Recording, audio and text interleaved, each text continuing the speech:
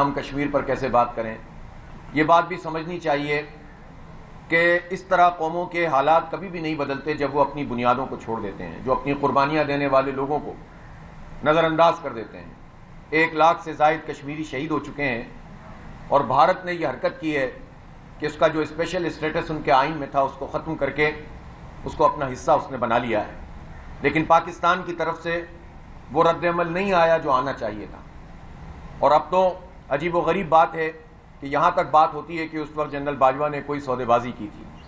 میں یہ چاہتا ہوں کہ پاکستان کی آرمڈ فورسز کی طرف سے بھی اور حکومت کی طرف سے بھی اس کی وضاحت ہونی چاہیے کہ اس طرح کی خبروں میں کیا صداقت ہے. اگر تو یہ کام کسی نے کیا ہے تو پھر اس کو کیفر کردار تک پہنچنا چاہیے. کشمیر ایسا معاملہ ہے جس پر پورا قومی کنسنسس ہے. اس کنسنسس کو کوئی بھی توڑے, چاہے وہ کتنا ہی طاقتور ہو, اس کو کٹہرے میں لانا یہ ہماری قومی ذمہ داری ہے. لہٰذا یہ بات کہہ کر کوئی بھی جان نہیں چھڑا سکتا کہ جنرل باجوہ نے یہ کیا تو وزیر اعظم کو پتہ ہی نہیں تھا. اگر وزیر اعظم کو پتہ نہیں تھا تو وزیر اعظم جنرل باجوہ کے لیے صبح دوپہر شام ان کی تعریف میں قلابے کیوں ملا رہے تھے. یہ بالکل اسی زمانے کی بات ہے کہ جب ابھی نندن کو جو ہے چھوڑا گیا تھا اور کشمیر کے حوالے سے بھارت اقدامات کرتا چلا گیا تھا. اس لیے ہم یہ سمجھتے ہیں کہ یہ مسئلہ تضاد کا شکار نہیں ہونا چاہیے, اس پر قومی اتفاق رائے ہونا چاہیے. اسی لیے ہم نے 3 فروری کو قومی کشمیر کانفرنس بھی اسلام آباد میں منعقد کی ہے, جس میں ہم سب کو شرکت کی دعوت دے رہے ہیں. اور میں خود آج مظفر آباد جا رہا ہوں, وہاں کی لیڈرشپ سے بھی انشاءاللہ ملاقات کروں گا, اور کل مظفر آباد میں ایک بہت بڑی کشمیر ریلی ہوگی جس میں انشاءاللہ میں خود شرکت کروں گا.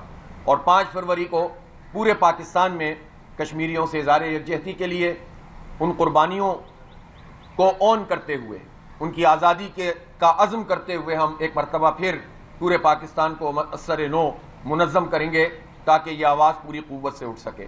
کشمیر کو پاکستان کی شہرت قائد اعظم نے قرار دیا تھا, اور شہرت کے بغیر کیسے ملک چل سکتا ہے.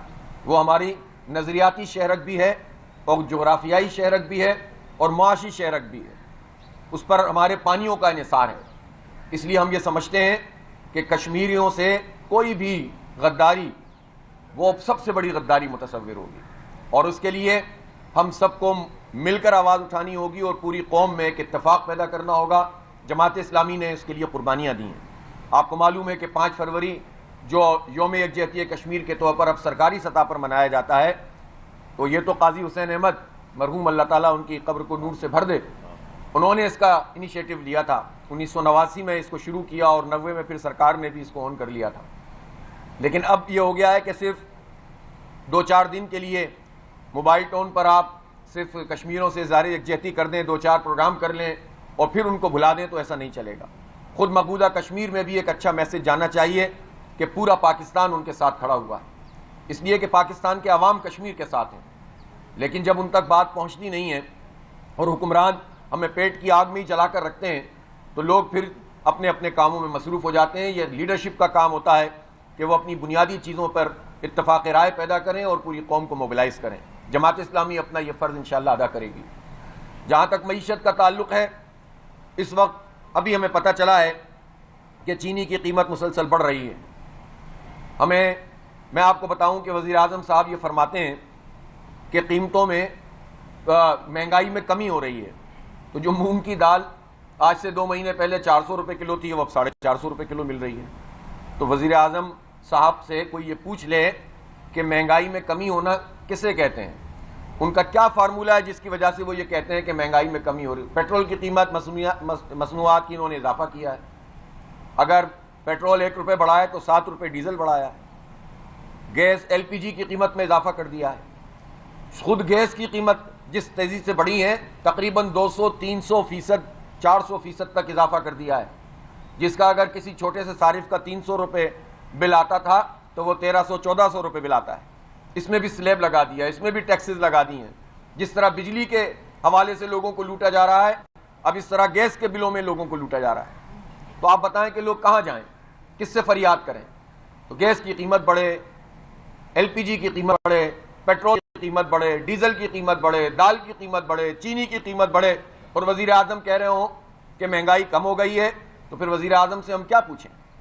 ہاں, یہ ضرور ہوا ہے کہ اس مہنگائی کا احساس پارلیمنٹیرین کو خوب ہوا ہے، اور نون لیگ، پیپلز پارٹی اور پی ٹی آئی اور ایم کیو ایم اور باقی وغیرہ وغیرہ، ان سب پارٹیوں نے مل کر اپنی تنخواہوں میں اضافہ کروا لیا ہے اور اب اس کی منظوری بھی ہو گئی ہے۔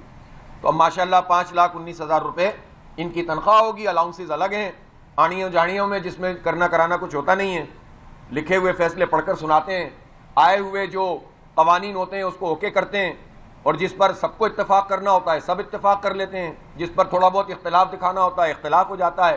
مجموعی طور پر پارلیمنٹ کا رول کیا ہے؟